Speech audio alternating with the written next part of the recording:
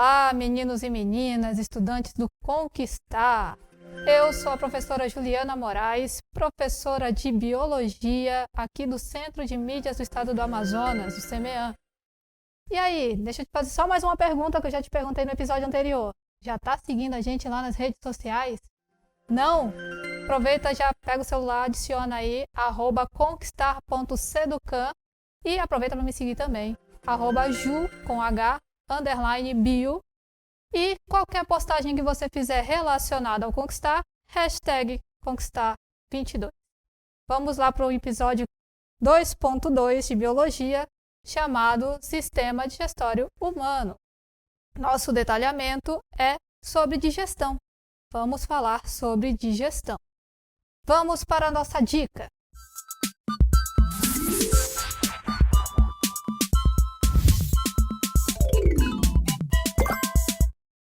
Vamos observar aí o exemplo do dia a dia que eu trouxe para vocês. Olha o questionamento. Você sabe que alimento possui a digestão mais demorada? Um prato de macarronada ou um prato de arroz e feijão, bem clássico? Qual deles demora mais na digestão?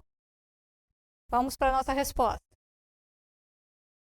É o prato de arroz com feijão.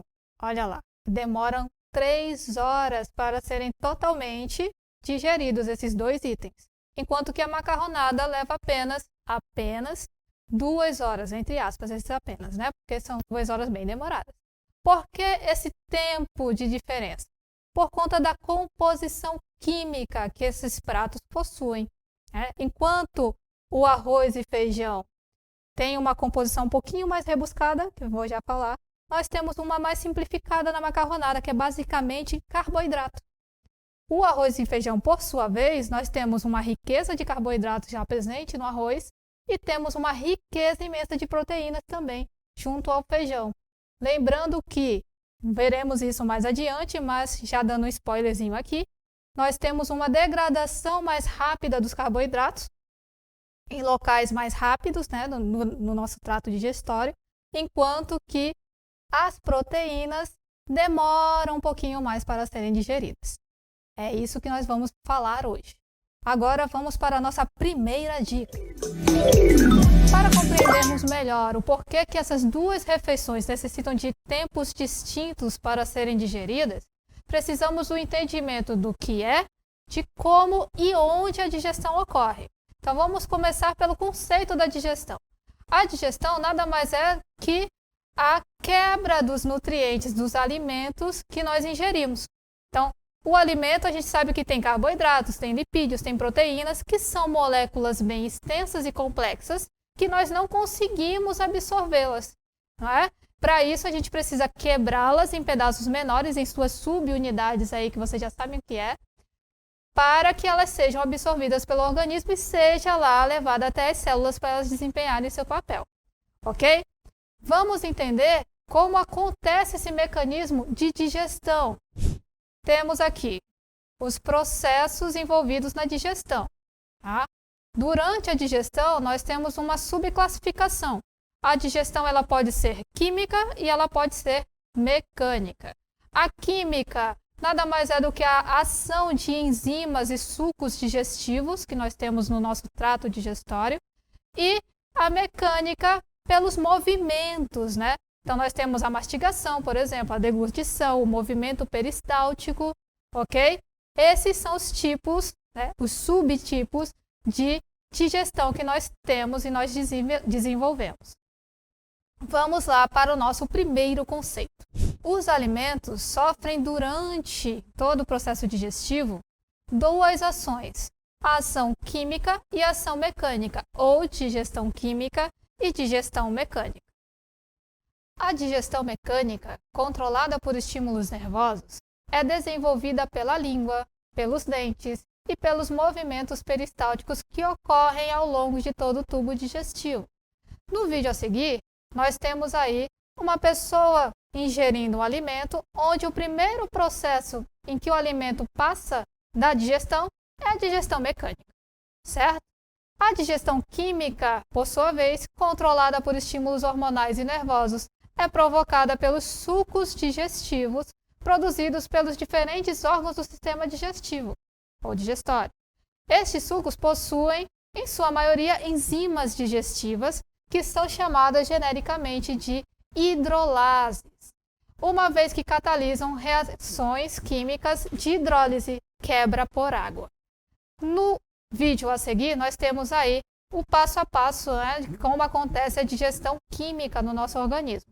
Então, o rapaz vai, ingere aí o sanduíche dele, né, iniciando o processo de digestão com a quebra de moléculas e aí, ó, na boca nós já temos a digestão química efetivada pela enzima amilase salivar, chamada também de pitialina. Durante a mastigação, ele tem aí essa digestão. Ao ser deglutido, o bolo alimentar é enviado então para o estômago, em que é exposto ao suco gástrico, em que nós temos o ácido clorídrico e a pepsina, que são proteínas, né, enzimas que quebram as proteínas. Ok? No intestino delgado, por sua vez, nós temos os sucos digestivos que são produzidos pelo pâncreas, pelo fígado e pelo próprio intestino. Após essa degradação, né, sofrida em todo o intestino delgado, a absorção dos nutrientes que foram quebrados para aí serem eliminados os rejeitos. Ok? Sucos digestivos, nós temos então a ação da saliva, o suco gástrico e o suco entérico, que é o suco do intestino delgado. Na nossa dica número 2, nós temos aí: qual a constituição do sistema digestório humano? Gente, o sistema digestório humano, ele tem duas composições de órgãos, tá? Ele tem o trato ou tubo digestivo e os órgãos anexos. São dois grupos de órgãos que nós temos aí. Qual é a diferença entre eles? Nós temos, no primeiro grupo, no trato digestório, a principal diferença dele é que o bolo alimentar, né, o alimento, o nutriente, ele vai passar dentro dos órgãos de fato. Começa lá na boca, termina no ânus e o bolo alimentar passa por todo esse trato. Já no segundo grupo, que são os órgãos anexos, são órgãos secretores de substâncias que são importantes na digestão química, né? O alimento não passa dentro dele, ele apenas secreta essas substâncias, e temos também algumas estruturas que são muito importantes para a digestão do alimento, ok? E agora vamos lá para o nosso segundo conceito. No nosso conceito 2, nós temos aí constituição do trato digestório, quem são os órgãos que nós temos aí no trato digestório, e a constituição pelos órgãos anexos. Quem são os órgãos que nós temos entre os órgãos anexos? Ok? A constituição do trato digestório é baseada pela boca, faringe, esôfago, estômago, intestino delgado, intestino grosso, finalizando lá no ânus. Já entre os órgãos anexos, nós temos a língua, os dentes, as glândulas salivares conhecidíssimas, o fígado, a vesícula biliar e o pâncreas. Ok, vamos admirar a imagem a seguir aqui, tá? Primeiramente, no trato digestório, que é toda aquela composição onde o bolo alimentar vai passar, começa-se aí com a boca ou cavidade orofaríngea, né? Ok? Logo em seguida, nós temos o esôfago, que é esse tubo bem longo que chega lá no estômago. E aí nós temos a continuação com o intestino delgado, finalizando com o intestino grosso. Esse é o nosso trato digestivo ou trato digestório, ok? Então, o bolo alimentar, o alimento que é ingerido, ele percorre todo esse conjunto de órgãos aí internamente, certo? Agora, retirando estes garotos que compõem o trato digestório, nós temos alguns órgãos que são as glândulas anexas, tá? E aí, como um dos, nós temos o fígado, que é acompanhado pela vesícula biliar, esse garotinho em verde aqui, tá? E nós temos também o pâncreas, esse garoto bonitinho aqui e indispensável para a nossa vida. Certinho? Vamos lá, neste episódio nós vamos enfatizar nas glândulas anexas. iniciando aí o nosso sistema digestório, né, a função de cada um dos órgãos, nós temos a entrada, né, que é a abertura do sistema digestório que é dado pela boca, certo? Onde nós temos várias estruturas que facilitam o funcionamento dela, que são os órgãos anexos. Iniciando aí pela língua, que tem vários pontos de detecção de sabor, que é efetuada pelas papilas gustativas, certo? Que é responsável tanto pela detecção de sabor quanto de textura. Então, a gente tem a percepção ali do doce, do salgado, do ácido e do amargo. Dando prosseguimento, nós temos aí as glândulas salivares, que têm grande importância também na umidificação e favorecer a digestão química dos alimentos. Quais são as glândulas que nós temos? A glândula sublingual, a glândula submandibular e a glândula parótida, que tem a função aí de gerar a saliva. Essa, ao ser produzida, né, pelas glândulas, contém uma substância chamada mucina, que tem a função de umedecer e lubrificar os alimentos. Além dessa substância, nós temos a amilase salivar, que também chamamos de pitialina, tá? Ela funciona adequadamente em pH neutro e tem como função degradar o amido, transformando-o em maltose, que são moléculas menores de açúcar. Prosseguindo, nós temos aí também os dentes, a nossa arcada dentária, que é composta por esses subgrupos: os dentes incisivos, os dentes caninos, os dentes pré-molares e os dentes molares. Cada um tem essa subclassificação porque cada um tem uma função diferente. Qual é a função de cada um? Os incisivos têm a função de cortar o alimento, principalmente os vegetais que nós ingerimos. Os caninos têm a função de rasgar, né? São mais pontiagudinhos, porque elas rasgam realmente a carne, tá? Os pré-molares de amassar o alimento e os molares de triturar. Essas são as funções aí dos nossos dentes. O conjunto desses agentes que nós temos na nossa boca, né, favorece a formação do bolo alimentar, que será, então, deglutido e enviado para a faringe para ser digerido nos próximos órgãos. Seguindo aí os nossos órgãos anexos, nós temos o pâncreas.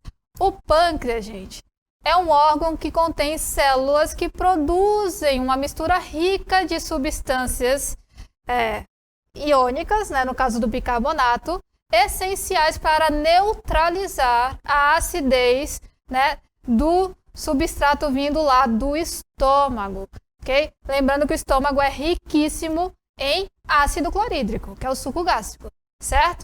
Além dessa substância que vem para neutralizar essa acidez toda, nós temos algumas enzimas digestivas, como as proteases, principalmente aí, ó, a tripsina e a quimiotripsina, que hidrolisam as proteínas em peptídeos, ok?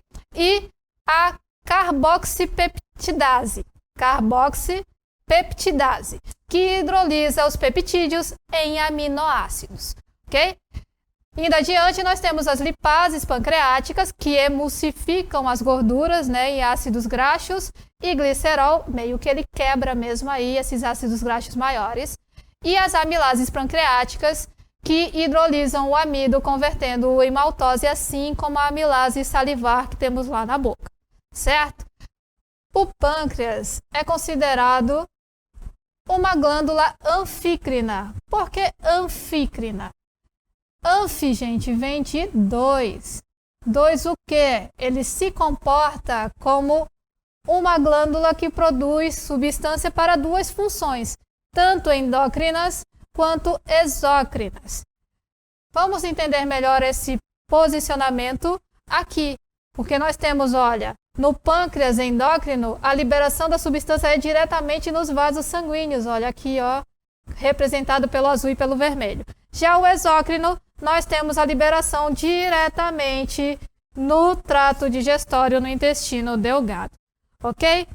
No intestino delgado, nós temos a liberação de substâncias produzidas pelo pâncreas, como, por exemplo, a amilase pancreática, a lipase pancreática, a tripsina, a quimiotripsina, as peptidases e o bicarbonato, que nós citamos lá anteriormente. Todos eles funcionam adequadamente em caráter básico, certo? onde a amilase a gente já sabe que é puramente trabalhar amido em maltose, a lipase converte lipídio em ácidos graxos, a tripsina, peptonas em polipeptídeo, assim como a quimiotripsina, e as peptidases converte o polipeptídeo em oligopeptídeo, que é um composto menor. E para a gente fechar, nós temos aí o fígado e a vesícula biliar.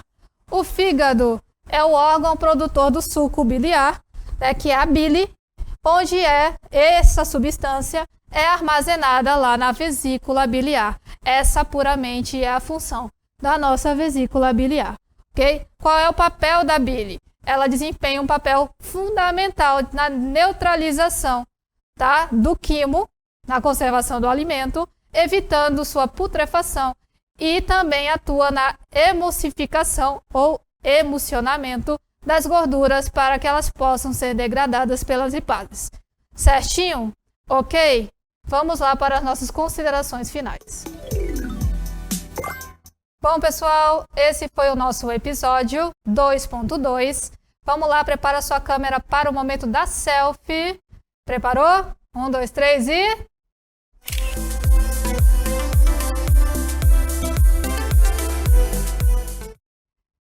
Bom, depois da selfie, posta lá, marca a gente, @conquistar.seducam, marca também @ju_bio, com o hashtag Conquistar22 e até a próxima. Tchau, tchau.